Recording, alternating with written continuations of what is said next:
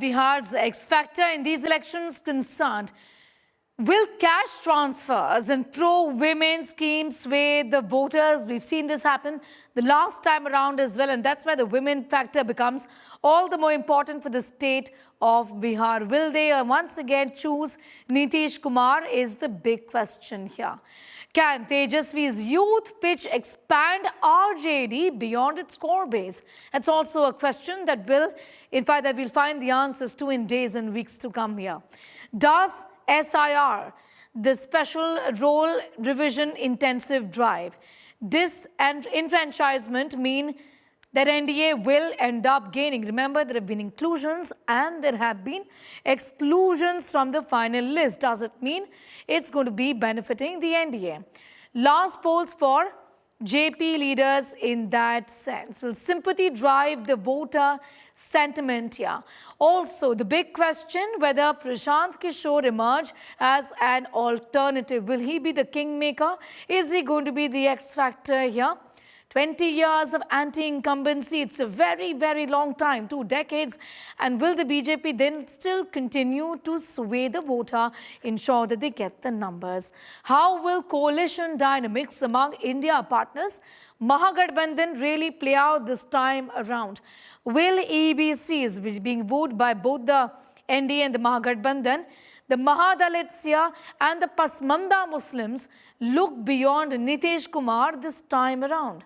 Also, another X factor that is going to play an important role is Chirag Paswan. Will he provide an edge to the NDA this time around? Can then the Congress party, a junior partner in the Mahagathbandhan, punch above its weight is the big question. Also, a little about the importance for NDA as far as these elections are concerned. What will they be testing? Number one, durability of the NDA alliance after factitious 2020. Win sustains NDA's, in fact, dominance really in this particular region, boosting the national strength. Remember, if NDA were to be chosen to power in the state of Bihar, it's going to have a deep impact at the center as well. Nitish Kumar, of course, faces possible big final contest.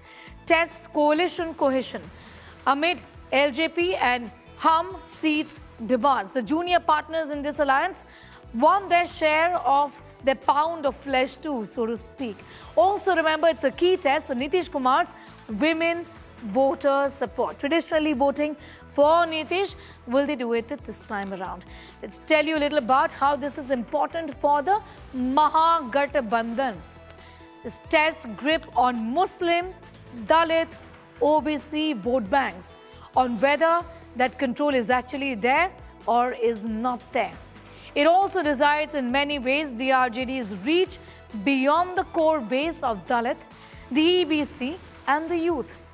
Also key for RJD to shed this image of Jungle Raj, the stigma from previous years, from pre-2005 era. Remember, this is something that the Prime Minister and the BJP and the NDA have been talking about, that if you do not want Jungle Raj to come back, keep the Mahagathbandhan at bay. It's a crucial test of opposition unity versus the NDA's strength as well. It's a big, big alliance at the end of the day as far as the NDA is concerned. The win could revive anti-NDA momentum.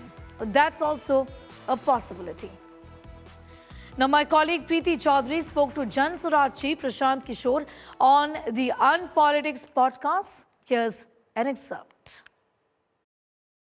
Prashant ji, अगर vote दे दिया, क्योंकि आप 2 चीज़ों की बात करते हैं, आप अर्श की बात करते हैं और आप फर्श की बात करते हैं, मान लीजिए कहीं बीच में रह गए, नहीं रहेगा, अगर रह गए मतलब डेफिनेटली देखिए, फिर ये गॉड कॉम्प्लेक्स है, कैसे पता होगा कि नहीं पता, आप कुछ वो भी हो सकता है, ये भी हो सकता है, ये भी हो सकता है, नहीं हेड और टेल होगा, बीच में सिक्का खड़ा कैसे रह जाएगा? अच्छा, अगर मान लीजिए आप कह रहे नहीं बीच में सिक्का खड़ा रह जाएगा, मान लीजिए कुछ 10, 15, 25, हाँ ठीक है, तो उसको हाथ से गिराकर फिर एक साइड कर देंगे। मैंने कहा है कि मेरी कोई दिलचस्पी इसमें नहीं है कि मैं विधानसभा में पक्ष विपक्ष में बैठूं। अगर सरकार बनाने का एब्सोल्यूट मेजॉरिटी नहीं मिली, डिसाइसिव, नॉट 123, डिसाइसिव मेजॉरिटी नहीं मिली, तो फिर से जहां है वहीं से रहेंगे। रोड की राजनीति कर रहे हैं, रोड की राजनीति करेंगे। विपक्ष में बैठने का कोई it's a strong statement that you are making, पर कोई आप strong ये भी statement कहते हो कि अगर मेरे 10-15 अगर आए, मैं बोल दूंगा जहां जाना है जाना जाओ। जाओ। पर ये इतना मैं- आपके लिए मेहनत की, कोई कुछ नहीं, मैंने क्या कहा कि 10, 12, 15, 20 अगर आप जो कह रहे हैं अगर ऐसा हो गया, आज अगर जीत हो- के आ गए, तो मैं उनको कहूंगा या तो भाई मेरे साथ 5 साल फिर रोड पर रहो, और नहीं अगर तुम्हें क्षमता है तो जिसमें जाना है चले जाओ, हम तो फिर रोड पर ही शुरू करेंगे। तो आप रिजल्ट साल के और पहले you are completely ruling out any possibility of a coalition of you being part of it, वो कभी नहीं होगा। इम्पॉसिबल, न चुनाव से पहले, न चुनाव के बाद, न 2025 में, न 2029 में। मेरे जीवन में अब कोई ध्येय नहीं बचा हुआ है इस कालखंड में। मैं इतना ही चाहता हूं कि बिहार सुधरे।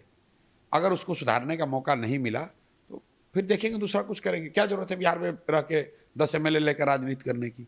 But whatever the result is, whichever side, हाँ। A, you've made clear that you will be part of no coalition. Question Number doesn't two, arise. it doesn't arise. Number two, whatever the result is, Prashant Kishore will live to fight another election. 5 in साल तो Bihar. रहना ही है। 10, मैं अपना जीवन 10 साल में जीता हूँ।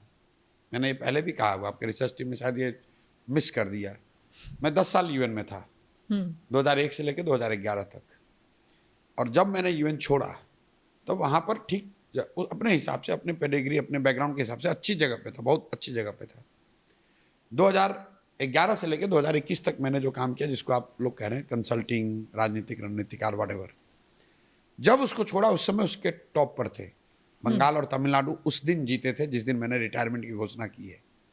अब 10 साल मैंने अपने लिए निकाला है कि मुझे बिहार को देना है। 10 साल देंगे, घबराइए नहीं। जैसे लोगों ने यूएन में माना, जैसे लोगों ने चुनाव विशेषज्ञ के तौर पर माना, वैसे लोग बिहार में भी मानेंगे। आप चिंता मत कीजिए। चिंता तो आपको करनी है, मुझे थोड़ा हमें करनी कोई है। चिंता नहीं है यार, हम तो आराम से बैठे हुए हैं। Now, in this exclusive interview, the RJD leader Tejasvi Yadav has outlined his vision for Bihar, focusing on combating unemployment and crime. Listen in.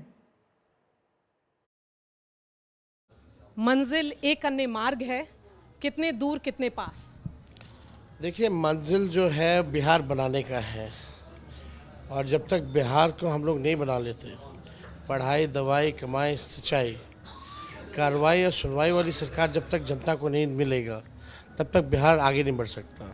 और जब तक बिहार आगे नहीं बढ़ेगा, देश आगे नहीं बढ़ सकता।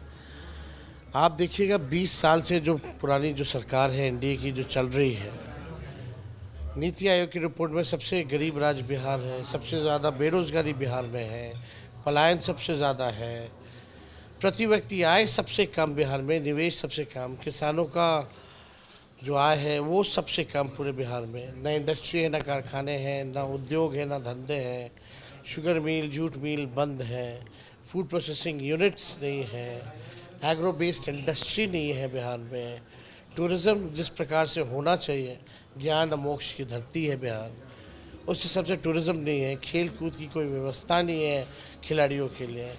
तो हम लोग चाहते हैं एक बेहतर बिहार बनाने का। आप भी बिहार से हैं, हम भी बिहार से हैं। हम लोग भी चाहते हैं कि बिहार जो है अव्वल राज्यों में आए, लेकिन बिहार को बनाने के लिए विल पावर चाहिए, विजन चाहिए, जो कि इस सरकार के पास नहीं है।